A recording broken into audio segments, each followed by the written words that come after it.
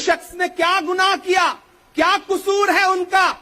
उनका कसूर इतना है कि जब देश में नफरतें सर चढ़ करके बोल रही थी तो उस शख्स ने कहा कि मैं भारत जोड़ने के लिए अपने पैर के छालों की परवाह किए बगैर 4000 किलोमीटर चलूंगा।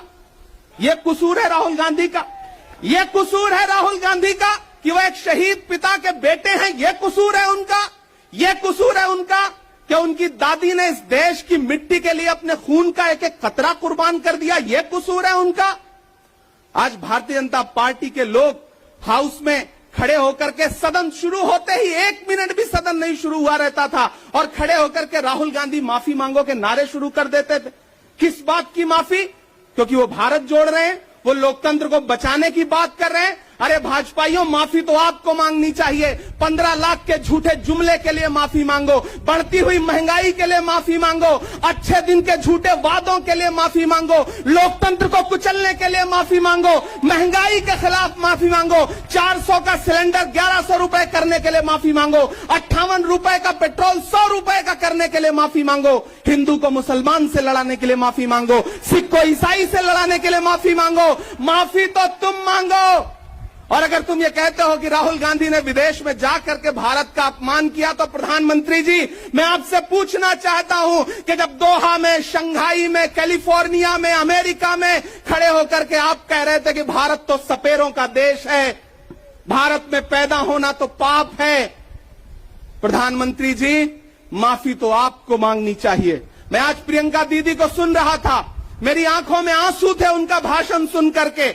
पिछले कुछ हफ्तों में 2 बार मेरी पलकें नम हुई। पहली बार तब हुई जब हम संसद भवन से तमाम सांसद निकल रहे थे और एकाएक हमने सीपीपी ऑफिस में देखा कि राहुल गांधी जी को 2 साल की सजा दे दी गई। उन लम्हों में मेरी आंख में आंसू थे।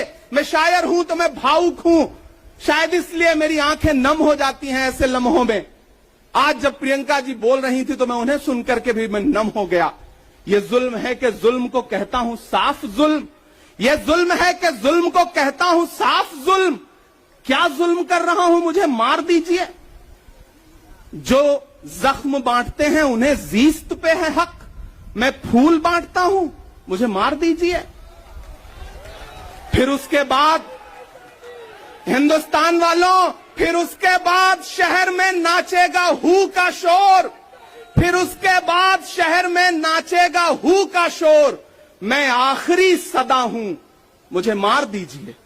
मेरे भाई, इस देश के लोकतंत्र को बचाने के लिए जो सबसे बड़ी आवाज है इस देश के, उसको मारने की, उसको कुचलने की जो कोशिश है, उसके खिलाफ आपको खड़ा तो होना पड़ेगा, आपको बोलना तो पड़ेगा।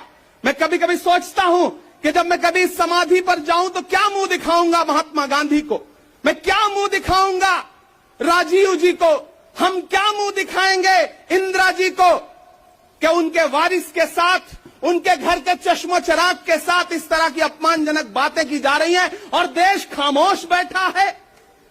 सवाल आपसे है, सवाल यहां बैठे हुए लोगों से नहीं है, सवाल आपसे है जो आप कांग्रेस की मोहब्बत में यहां आए हुए। मैं आपको सलाम करता हूं। मैं जानता हूं आप राहुल गांधी जी से मोहब्बत करते हैं, कांग्रेस पार्टी से मोहब्बत करते हैं, प्रियंका दीदी के सम्मान में आए हुए हैं, खड़गे साहब के सम्मान में आए हुए हैं, मैं जानता हूं। वरना इस तपती दोपहरी में व्रत रख के, रोजा रख करके कौन परेशान होने के लिए आता? आपको मोहब्बत है पार्टी से, लेकिन नया पाने की चाहत में पुराना छूट जाता है। तुझे अपनाऊं तो मुझसे जमाना रूठ जाता है। मोहब्बत पढ़ने लिखने